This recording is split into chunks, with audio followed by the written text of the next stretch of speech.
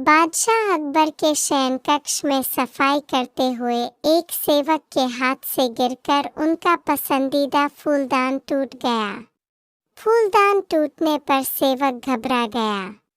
उसने चुपचाप फूलदान के टुकड़े समेटे और उन्हें बाहर फेंक आया। अकबर जब शयन कक्ष में आए तो उन्हें अपना मनपसंद फूलदान नदारद दिखा। उन्होंने सेवक को बुलाकर उसके बारे में पूछा तो डर के मारे सेवक ने झूठ कह दिया, जहाँपनाह मैं वह फूलदान साफ करने घर ले गया था। इस वक्त वो वहीं है। अकबर ने सेवक को तुरंत वह फूलदान घर जाकर लाने का आदेश दे दिया। यह आदेश पाकर सेवक के पसीने छूटने लगे। बात छुपाने का कोई औचित्य न देख उसने अकबर को सब कुछ सच सच बता दिया और हाथ जोड़कर माफी मांगने लगा। अकबर फूलदान टूटने की बात पर तो उतने नाराज नहीं हुए, लेकिन उन्हें सेवक का झूठ बोलना हजम नहीं हुआ और उन्होंने उसे फांसी की सजा सुना दी। सेवक गिड़गिड़ाता रहा, लेकिन अकबर ने उसकी एक न सुनी। अगले दिन अकबर ने दरबार में इस विषय को चर्चा का मुद्दा बनाया और दरबारियों से पूछा, क्या आप में से किसी ने कभी झूठ बोला है? सारे दरबारियों ने एक स्वर में इनकार कर दिया। जब अकबर ने बीरबल से पूछा तो बीरबल बोला, जहाँपनाह हर इंसान कभी ना कभी झूठ बोलता है। मैंने भी बोला है।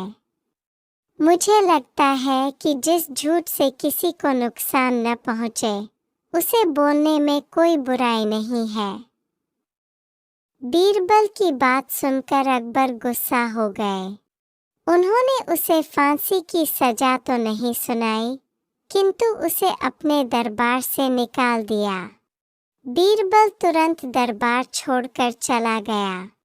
उसे अपनी चिंता नहीं थी, किंतु बिना बात के सेवक का फांसी पर चढ़ जाना उसे गंवारा नहीं था। वह उसे बचाने की युक्ति सोचने लगा। कुछ सोच विचार उपरांत उसने घर की जगह सुनार की दुकान की राह पकड़ ली। सुनार को उसने सोने से धान की बाली बनाने कहा। अगली सुबह सुनार ने बीरबल को सोने की बनी धान की बाली बनाकर दे दी, जिसे लेकर बीरबल अकबर के दरबार पहुंचा। दरबार से निकाले जाने के बाद भी वहां आने की बीरबल की हिमाकत देखकर अकबर नाराज हुए, लेकिन बीरबल ने उन्हें अपनी बात सुनने के लिए किसी तरह राजी कर लिया। वह सोने की बनी धान की बाली अकबर को दिखाते हुए बोले, जहाँपनाह एक बहुत ही महत्वपूर्ण बात आपको बतानी थी, इसलिए मुझे यहाँ आना पड़ा। कल शाम घर जाते समय रास्ते में मेरी मुलाकात एक सिद्ध महात्मा से हुई। उन्होंने मुझे ये सोने की धान की बाली देकर कहा कि किसी उपजाऊ भूमि में इसे लगा देना, इससे उस खेत में सोने की फसल होगी। मैंने एक उपजाऊ भूमि खोज ली है। मैं चाहता हूँ कि सभी दरबारी और आप भी इसे लगाने उस खेत में चलें। आखिर देखें तो सही कि महात्मा की कही बात सच है या नहीं। अकबर बीरबल की बात मान गए और दूसरे दिन एक नियत समय पर खेत में पहुंचने के लिए दरबारियों को आदेशित कर दिया। अगले दिन सभी नियत समय पर खेत पर पहुंचे। अकबर ने बीरबल को सोने से बना धान का पौधा खेत में लगाने को कहा, लेकिन बीरबल ने इनकार करते हुए कहा, जहाँपनाह महात्मा ने ये पौधा देते हुए मुझे निर्देश दिया था कि जिस व्यक्ति ने कभी झूठ ना बोला हो उसके द्वारा लगाने पर ही खेत में सोने की फसल होगी, इसलिए मैं तो ये पौधा लगा नहीं सकता। कृपया आप दरबारियों में से किसी को ये पौधा लगाने का आदेश दे दीजिए। अकबर ने जब दरबारियों से धान का वो पौधा लगाने कहा तो कोई सामने नहीं आया।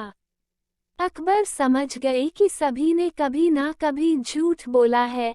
तब बीरबल ने वह पौधा अकबर के हाथ में दे दिया और बोला, जहाँपनाह, यहाँ तो कोई भी सच्चा नहीं है, इसलिए ये पौधा आप ही लगाएं।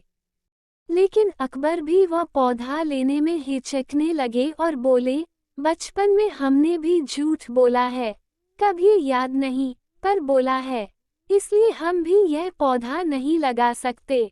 ये सुनने के बाद बीरबल मुस्कुराते हुए बोला, जहाँपनाह, इस पौधे को मैंने सुनार से बनवाया है। मेरा उद्देश्य मात्र आपको ये समझाना था कि दुनिया में लोग कभी न कभी झूठ बोलते ही हैं। जिस झूठ से किसी का बुरा ना हो, वह झूठ झूठ नहीं है। अकबर बीरबल की बात समझ गए थे। उन्होंने उसे वापस दरबार में स्थान दे दिया और सेवक की फांसी की सजा माफ कर दी।